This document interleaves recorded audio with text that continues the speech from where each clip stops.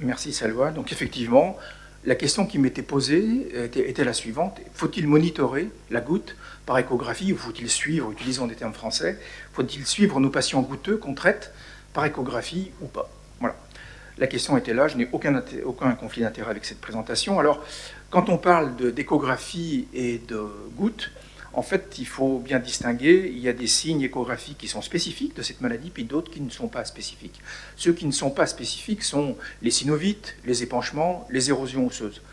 Il y a plein je ne vais pas rentrer dans les détails, mais il y a plein de rhumatismes inflammatoires parmi lesquels on rencontre ces signes échographiques. Par contre, beaucoup plus intéressants sont trois signes que sont le double contour, les agrégats qui flottent dans le liquide articulaire et qui ont pu être considérés comme certains comme des images de tempête de neige, et puis les tophus goutteux, qui donnent des images hypo ou hyperéchogènes, plus ou moins vascularisées en Doppler, qui peuvent être également, qui sont très spécifiques de la goutte. Donc ce sont ces trois signes qui vont être investigués par la suite et dont on va reparler, double contour, tophus et agrégat. Alors pourquoi il faut traiter la goutte? Je ne vais pas vous faire l'injure de vous poser des questions, mais vous le savez très bien, que ça prévient les complications cutanées, rénales, articulaires, que ça diminue la mortalité des patients goutteux qui ont une surmortalité notamment cardiovasculaire, ça améliore leur qualité de vie, et puis vous voyez qu'il y a des recommandations sous la plume de Tristan Pascar qui ont été publiées en 2020 sur la goutte que je ne vais pas détailler, avec une uricémie cible à 360, voire 300 micromoles par litre, et un traitement qui doit être maintenu. Et finalement, c'est ce schéma qui va me permettre de démarrer ma présentation. Vous le voyez, je ne vais pas revenir sur les algorithmes qui sont présentés ici, que vous connaissez là encore très bien, mais plutôt sur ce qui est mis verticalement. Vous le voyez que dans tous les cas, que ce soit le traitement aigu, que ce soit le traitement au long cours, eh bien, il y a une prophylaxie des poussées articulaires par la colchicine entre 0,5 et 1 mg par jour, mais c'est at least 6 months. Okay, ça, c'est au moins 6 mois, et tout est dans le at least. Est-ce qu'il faut moins de 6 mois, plus de 6 mois, combien de temps? Eh bien, c'est ce qu'on va voir. Alors, il y a des papiers qui se sont attachés à regarder l'évolution de ces signes échographiques spécifiques. Alors, je vais commencer par un vieil article, enfin, tout étant relatif, il date de 2017, qui a suivi de façon longitudinale, sur 24 mois, des patients qui étaient traités par hypouricémiant, et les auteurs ont regardé ce que devenaient deux éléments spécifiques que sont le double contour et les tophus. Et vous voyez qu'au fil du temps, baseline, 6 mois, 12 mois, 24 mois, le double contour diminue de façon drastique, passe de 34 à 9, peu importe l'outil de mesure qu'ils ont utilisé. Et même chose pour les tophus, qui diminuent également dans le temps de façon linéaire. Deux autres papiers que je vais citer en 2019 et en 2020, qui se rejoignent en fait, ces mêmes choses.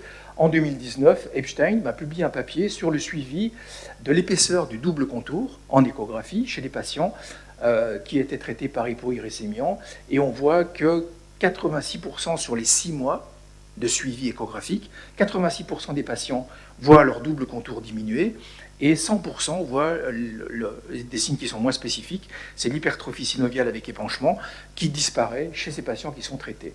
Et puis Hammer, en 2020, remontre sensiblement la même chose, avec une diminution des doubles contours, une diminution des tophus et une diminution des agrégats intra-épanchement sur une période de 12 mois. Avec des images qui sont plus jolies et qui illustrent mon propos, Christiansen, en 2020, 50 patients, la plupart des hommes, 48 sur 50 étaient masculins, vous voyez 70 ans à peu près d'âge, qui ont eu une exploration ultrasonore articulaire et tendineuse à 3 reprises, au départ à baseline, à M3 et à M6 à 6 mois, en regardant les doubles contours, les tophus, les agrégats, les érosions, bref, on s'est attaché à regarder les signes qui étaient spécifiques, double contour et tophus, et vous voyez que, y compris synovite, au fil du temps, entre les lignes verticales, vous voyez que le double contour A, B, C diminue et voire disparaît au cours du follow-up, donc de 6 mois. Même chose en ce qui concerne les tophus qui diminuent de façon drastique et les synovites qui diminuent là encore de façon très importante et significative. Voilà représenté de façon différente avec des histogrammes, mais c'est intéressant parce qu'ils ont regardé la localisation en fonction des articulations et des tendons. Eh bien, vous voyez qu'en bleu, c'est les données à baseline, En vert, c'est les données à 6 mois. Vous voyez que l'étophus diminue et que le double contour diminue de façon drastique, là encore, principalement sur la MTP1 en ce qui concerne l'étophus, mais j'enfonce des portes ouvertes en termes de localisation. C'est aussi vrai pour les tendons, un peu plus difficile de laver, entre guillemets, les dépôts ou l'étophus quand ils sont intratendineux, mais quand même, il y a une diminution qui est assez importante. Et puis ce dernier papier, qui est un papier chinois qui remonte à 2023, où 2 groupes de patients ont été comparés. Il y avait 215 patients qui étaient traités, soit selon un principe de trip to target, avec comme target l'uricémie inférieure à 300 micromoles par litre, versus un traitement symptomatique, on va dire en bon père de famille, mais sans cible thérapeutique, en rouge. Et vous voyez 2 choses. Tout d'abord, la surface des tophus en haut et l'importance du double contour en bas, présenté à gauche, il n'y a pas photo. Quand on traite avec une cible thérapeutique, eh bien, la taille des tophus diminue plus vite, de même que l'épaisseur des doubles contours diminue plus vite que si on traite de façon empirique, aléatoire, un petit peu en bon père de famille. Et ceci se traduit avec de la même chose avec les histogrammes qui vous sont présentés.